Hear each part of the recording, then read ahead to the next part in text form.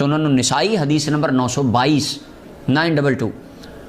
اور اس کے بعد امام نسائی نے باب کیا باندھا ہے؟ باب تعویل قول اللہ عز وجل وَإِذَا قُرِئَ الْقُرْآنُ فَاسْتَمِعُوا لَهُ وَأَنصِتُوا لَعَلَّكُمْ تُرْحَمُونَ۔ باب ہے وَإِذَا قُرِئَ الْقُرْآنُ کی تفسیر کے بیان میں کہ اس آیت کا معنی کیا ہے۔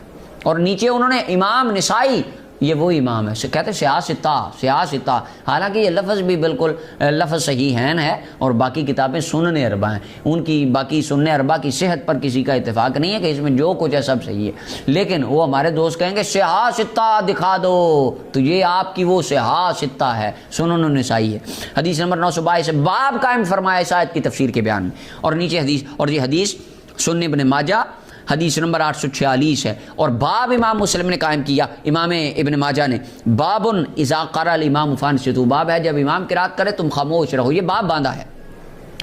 صحیح مسلم کے اندر حدیث نمبر 905 ہیں یہ الفاظ موجود ہیں۔ شرح معانی الاثار میں امام طحاوی حدیث لکھتے ہیں، حدیث نمبر 1292 ہے۔ مسند احمد بن حنبل میں، مسند ابی ہریرہ میں حدیث موجود ہے۔ دار قطنی حدیث نمبر 1244 ہے۔ مصنف ابی شیبہ امام بخاری کے استاد ہیں، حدیث نمبر 3820 ہے۔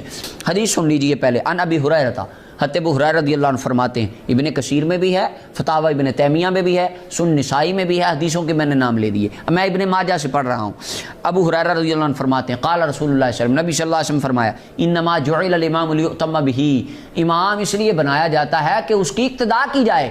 اذا کبر فکبروا، جب امام اللہ اکبر کہے تم بھی اللہ اکبر کہو۔ وَإِذَا قَرَأَ فَأَنصِتُوا، جب امام قرات کرے مصطفیٰ فرماتے تم خاموش ہو جاؤ۔ وَإِذَا قُرِئَ القرآن کی تفسیر، یہ وہ تفسیر ہے جو خود رسول اللہ فرما رہے ہیں۔ وَإِذَا قَالَ غَيْرِ الْمَغْضُوبِ عَلَيْهِمْ وَلَا الضَّالِّينَ، جب امام غیر المغضوب علیہم ولا الضالین کہے تم آمین کہو۔ پتہ چلا غیر المغضوب علیہم ولا الضالین کہنا امام کی ذمہ داری ہے، آمین کہنا تمہاری ذمہ داری ہے۔ امام کی ڈیوٹی اور ہے، تمہاری اور ہے، لیکن ہمارے کچھ دوست ساتھی کہتے ہیں نہیں ہم بھی ڈیوٹی دیں گے، ہم بھی کریں گے، پڑھیں گے فاتحہ، تکے سے ہی پڑھیں گے، حالانکہ رسول اللہ صلی اللہ علیہ وسلم نے یہ ڈیوٹی ہمیں نے دی۔ وَإِذَا رَكَعَ فَارْكَعُوا، جب امام رکوع کرے تم رکوع کرو، جب امام سمیع اللہ لمن حمدہ کہے تم ربنا لک الحمد کہو، اور جب سجدہ کرے تم سجدہ کرو، جب امام بیٹھ جائے تم بھی بیٹھ جاؤ۔ یہ سنن ابن ماجہ، سنن نسائی، شرح معانی الاثار، مسند احمد بن حنبل، اور یہ امام ابن تیمیہ، امام ابن کثیر، سب نے اس حدیث کو لکھا۔ حدیث کا حکم سن لیجئے، امام مسلم فرماتے ہیں، صحیح مسلم کی حدیث نمبر 905 میں، ہوا صحیح عندی، یہ حدیث میرے نے، امام مسلم سے پوچھا گیا حدیث صحیح ہے؟ آپ نے فرمایا ہاں یہ حدیث میرے نزدیک بالکل صحیح ہے۔ امام ابن حجر اسقلانی فتح الباری کے اندر فرماتے ہیں ہوا صحیح، یہ حدیث صحیح ہے۔ امام احمد بن حنبل کہتے ہیں حدیث صحیح ہے۔ اب امام ابن تیمیہ، واہ سبحان اللہ، امام ابن تیمیہ کیا فرماتے ہیں؟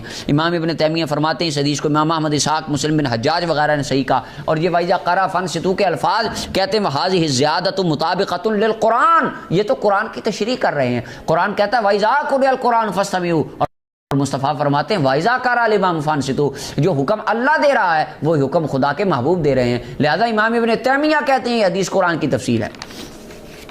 اور اس کے بعد حافظ ابن کثیر کہتے ہیں، یہ تفسیر ابن کثیر میرے سامنے، کہتے ہیں قد صححہ مسلم، اس حدیث کو امام مسلم نے صحیح کہا، یعنی ان کے نزدیک بھی حدیث صحیح ہے۔